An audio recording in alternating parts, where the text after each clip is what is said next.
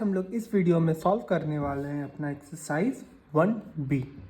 Exercise 1A में आपको कोई भी दिक्कत हो तो आप हमारी पिछली वीडियोस देख सकते हैं। उसमें हम लोगों ने बहुत ईजी तरीके से एक्सरसाइज 1A पूरा का पूरा सॉल्व कर रखा है।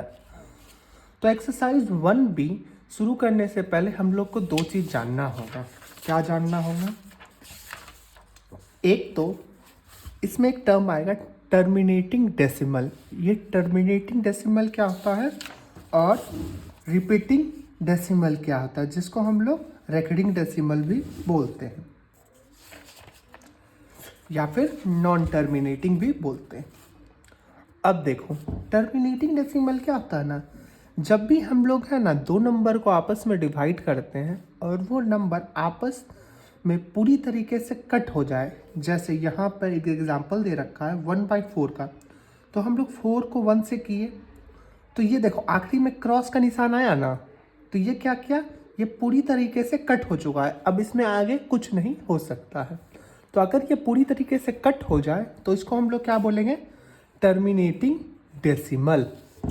और देखो यहाँ पे जैसे 2/3 है, तो यहाँ पे क्या हो रहा है 0.666666 ये होते जाएगा। क्यों होते जाएगा? जैसे 20 आया तो 6 टाइम्स में 18, फिर 2 बचा, फिर 0 आएगा, फिर 18, फिर 2 आया ना, फिर यहाँ पे 0 देंगे, फिर 6 बार में 18, और ये सिलसिला चलता रह जाएगा।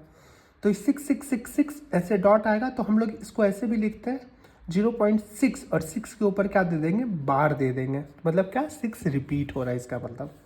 तो वही अगर रिपीट होते रहेगा ना तो इसको हम लोग बोलेंगे नॉन टर्मिनेटिंग। मतलब ये देखो इसके आखिरी में ऐसे कट्टम कुट्टी का निशान नहीं ना बना है, तो मतलब ये नहीं कटा है पूरी तरीके से। अगर नहीं कटता है तो इसको हम लोग बोलते हैं नॉन टर्मिनेटिंग। होप आपको समझ में आ गया होगा टर्मिनेटिंग क्या होता है और नॉन टर्मिनेटिंग।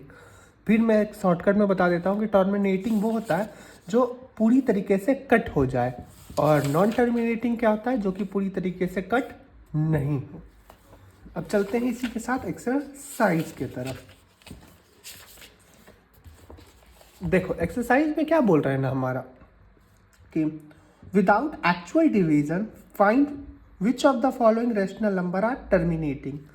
ये तो देखो यहाँ पे क्या हो रहा था ना, यहाँ पे डिवाइड हो रहा था, डिवाइड करके बताना था कि टर्मिनेटिंग है या नॉन टर्मिनेटिंग है।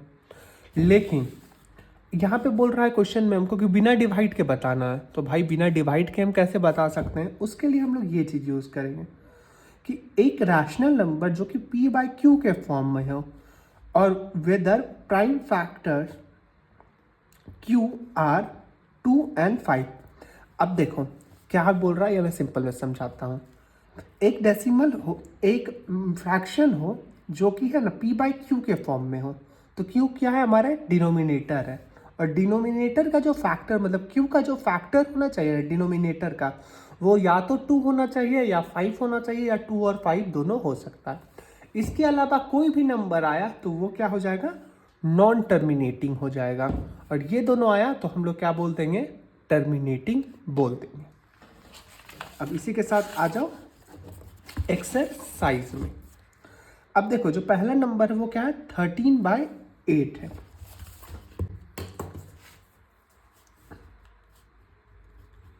13/80 है। हम क्या बोले कि जो डिनोमिनेटर का जो फैक्टर आना चाहिए ना, या तो 2 आना चाहिए या 5 आना चाहिए, या इस दोनों में से कोई आ सकता है। तो उसके लिए हम लोग क्या करना पड़ेगा? 80 को है ना प्राइम फैक्टराइज करना पड़ेगा। तो कर लेते हैं। 2 टाइम्स में 40, 2 टाइम्स में 20, 2 टाइम्स में 10, 2 टाइम्स में 5, और 5 टाइम्स में 1।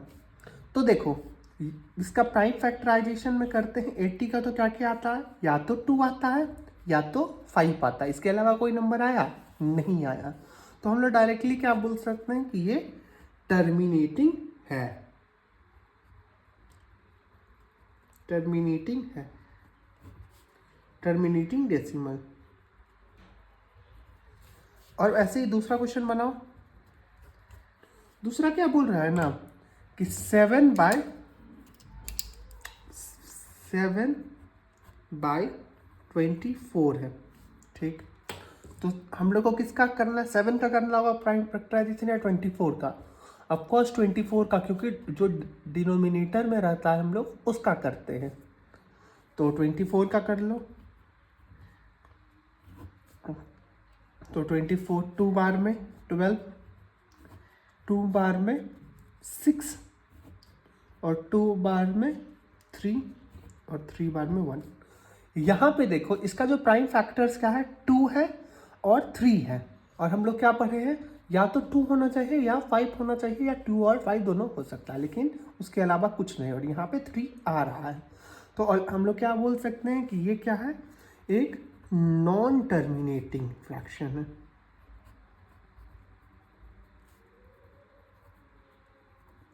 Non terminating decimal.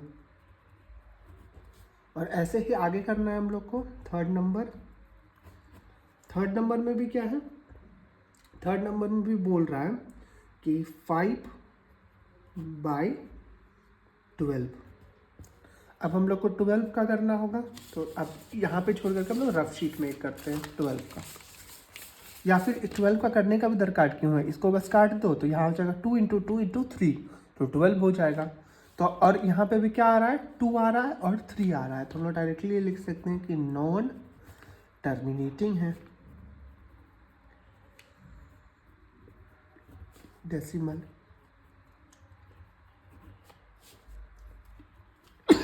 सॉरी। अब फोर्थ नंबर में क्या बोल सकते हैं, 31/375। 31/375 है, तो हमको किसका करना पड़ेगा, 375 का करना पड़ेगा। तो कर लो यहाँ पे प्राइम फैक्टराइजेशन 375 का। तो 3 बार में कटेगा क्या, 3 बार में कट रहा है। 3 बार में 1 2 एंड 5, फिर 5 टाइम्स में 25, और यहाँ भी 5 टाइम्स में 5 टाइम्स में 1। अब देखो हमको चूंकि शुरू में ही पता चल चुका था कि ये क्या हो जाएगा, एक नॉन टर्मिनेटिंग हो जाएगा, क्योंकि यहाँ पे 3 आ गया है, 5 और 2 के अलावा आ चुका है। तो हम लोग डायरेक्टली लिख देंगे यहाँ भी कि नॉन टर्मिनेटिंग डेसिमल। और फिफ्थ नंबर में आ जाओ। फिफ्थ नंबर क्या बोल रहा है, 16/125। अब 16/125 क्या हो जाएगा, देखो यहाँ पे तो हम लोग इसको अगर हटा दोगे तो यहाँ 125 का तो क्या हुआ है, 125 का क्या होता है, ओनली 5 है ना, 5 5 5 5।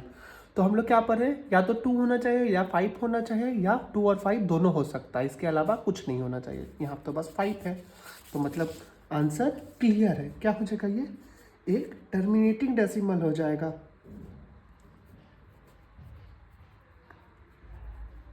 Terminating decimal.